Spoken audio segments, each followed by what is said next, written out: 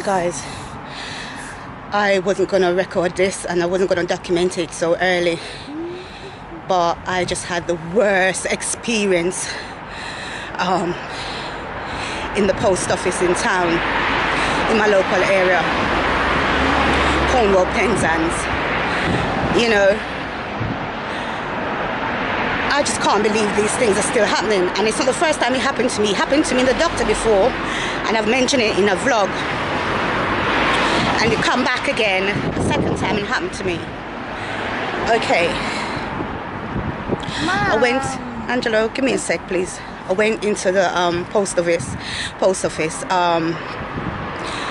They closed at 5:30, but I made it in time. I was in the store trying to send back the shoes that I was already a little bit not pleased the fact that they send the shoes from JD with one size and another size, basically, like two different sizes of shoes, the same shoes, two different size. So I really tried. Angelo, come, bear with me a second, we'll go soon, okay? And you said, yeah, we're gonna go to the store down the road in a minute, all right? Okay, yeah, in Tesco's, hopefully. These things can't keep happening. Basically, so I had a quick shower because it's not something I planned, but when the shoes came and it was like one size big and the other size, basically the size 5 shoes, and one of them seems as if it was a size 4. I was looking inside and I didn't really see what size it was, but you can see clearly when I measured it that it's a size difference. Okay, let's cut a long story short. So I showered. I even Angela was sleeping. I waited till he got up, quickly give him a bit of wash, and we took a taxi in town, thinking I was going to vlog it and I'm going to have an okay time. I haven't been out of my house for some time. I haven't been in town. 1, because of my knees, and 2 is because sometimes I find this is happening to me. I'm feeling a bit anxious about coming out of my house. 1, I know that there's a huge difference in terms of race, you know, the skin color. I try to ignore it, and anybody that knows me out there know that,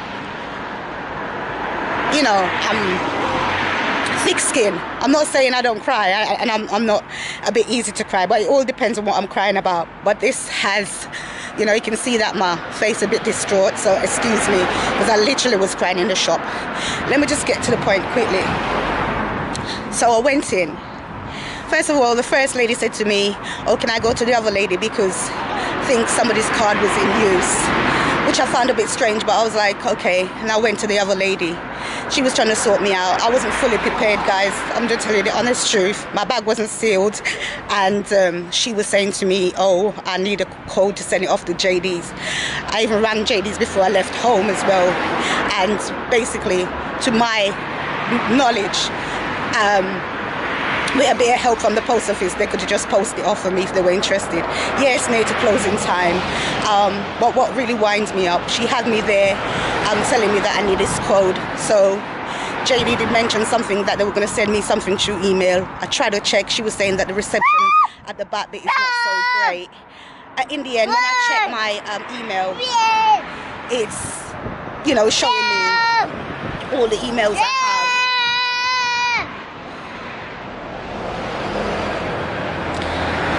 So, you guys probably wonder why I'm crying in front of Angelo. They made me cry in front of Angelo in the beginning anyway, so, and he's not strange to me crying.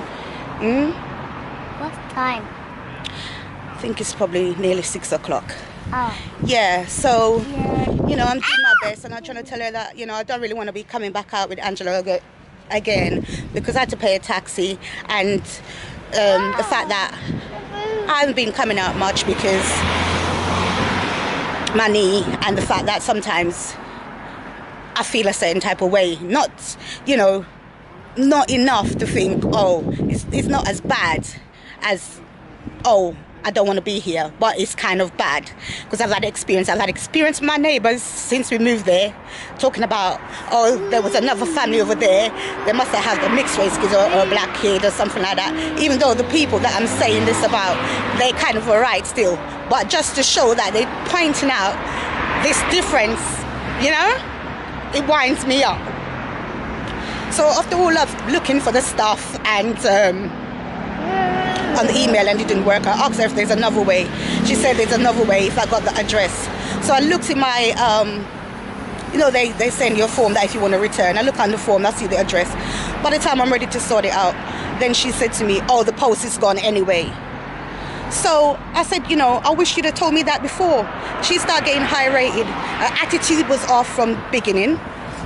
And she started.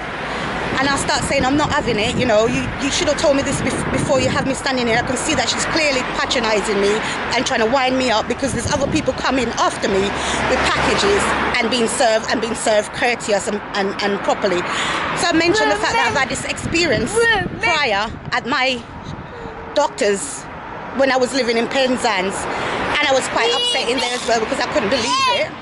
And I'm having this experience in Double-H Smith Post Office in Penzance again. And I wasn't having it. I said, you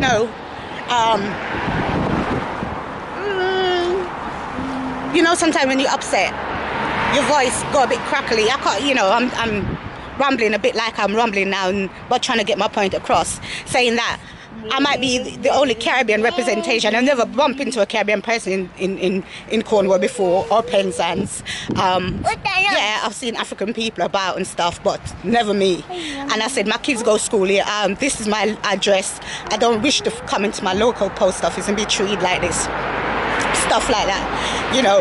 And she started saying to me, get out, get out, get out. The way she talked to me, I said, don't talk to me like I'm a piece of trash and I've nicked something in here. Even if you nick something, I don't think the way she was going. So I had to stand my ground. And don't be shouting in front of your kid. I'm thinking you're treating me like I'm dirt in front of my kid. So don't tell me not to raise my voice, because you're raising your voice, I'm raising my voice back, you know? Anyway, I think the supervisor must have heard the commotion because I was making my point. I'm saying there's other people there that's coming in after me getting served and they've got packages and you guys seem to know what you're doing with it. But I think the problem she had in the beginning is the fact that I should have sorted out my package at home, but I'm a little bit hesitant about sorting my package at home. I don't really do a lot of returns, and I've been in the post office before, and if somebody nice, they help me and make me feel comfortable about the fact that my package is going back. I say hello, Angela. You know, I come out here in such a good mood, and by the time I'm going back, Angela, come. I'm so rattled up. It's unbelievable. These people come, and I don't want anybody that knows me and on my channel going to try and act as if they're offended by what I'm saying. I'm talking about the people that, Angelo, stop. I'm going towards the road. I don't want him to hold my hands to get the wrong idea, but I have to speak up for myself, you know. Nobody would want to go and treat this. I said to them, you know, you don't want to go somewhere and be treated the way that you've treated me today. There's no way. I haven't done any, because I know when I'm being a bit off, and I haven't done nothing to that woman more than the fact that the post office was closed and they've got an attitude towards black people. I'm sorry, that's the facts. You understand? They don't treat any. If I said to her, this is my town, this is my address. So if I'm coming to my local place and getting this treatment, what do you want me to do? Because I feel like sometimes they'd want me to lock up in my house in Penzance, but that's not going to work. I might be crying now, but I'm not going to be worrying about looking for somewhere else to move or just to. This is the same thing a lot of people chatting about these days. It's this type of behaviour. And they're quick to say that, like, I'm the aggressor. How can I be the aggressor in a place where I'm probably the only black face you see around? How can I be the aggressor? Yes, Angela. I felt it so horrible.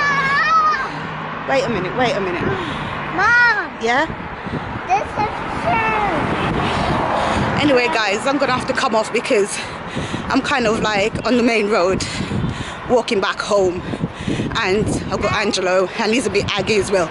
Because I thought I'm going to take him out and let him have a little fun time. But I'm telling you, I am not having it. And then it's like, you're one person and they all wanted to gang up on me, basically. But when I stand my ground, because when the supervisor came and talking to me, I said, listen, it's not a fact that I'm shouting at your staff, but if your staff is shouting at me and treating me badly, I will be defending myself. So, you know, when I explained everything to the supervisor, she got her to stay back and sort out the parcel for me, just to show you that it's not beyond reach to sort the parcel out for me in the way that I've presented it. I am telling you guys, it's not easy at times, you know, and I'm not taking away any of the good from the people that's made me feel like I'm at home and everything, but you get it, and when you get it good from them. You know, I don't know where they want me to do this. They crawl back somewhere or something. And clearly, give me your hands, Angela. You know, it's horrible. It's horrible. It's horrible experiences, and I have to document it. And I know I might not be coming across the best, but it's my experience. It's horrible. Penzance, Cornwall, post office. And I said to them they need to rally their stuff, even when everything was sorted out. And she's saying to me, how much? Because I said, I need to come make a complaint. You know? Stand there a minute, Angelo, please. And I still... Oh, sorry. Take it up, Papa.